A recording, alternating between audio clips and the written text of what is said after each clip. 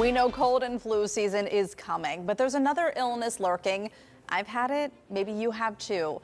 We're talking about shingles. There are about 1 million cases of shingles in the U.S. each year. So what can you do to make sure that you're not 1,000,001?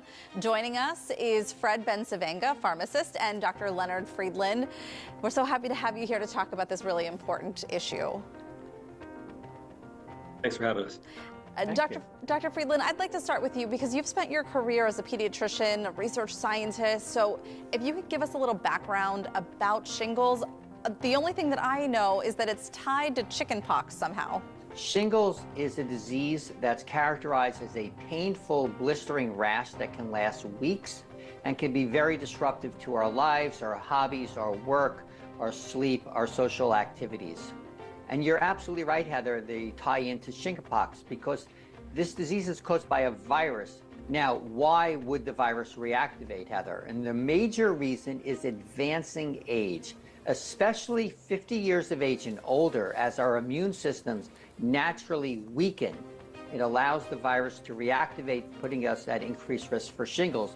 And in fact, as we age, we're at risk for many infectious diseases due to this weakening of our immune system.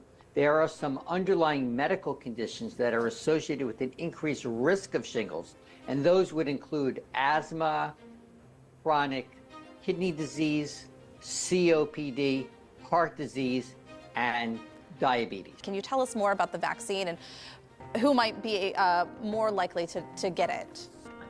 I think, well, you actually let in with some great information there. Shingles is a lot more common than people think. Right, so I think you already said 1 million cases each year diagnosed. So some of the big points, and it doesn't mean that if you're 50 or older you're the only group, but as the doctor was saying, 50 and older, especially with those underlying diseases, you could increase your risk. But just the age itself, as we age, our immune system weakens. We become candidates for many vaccines that can prevent disease.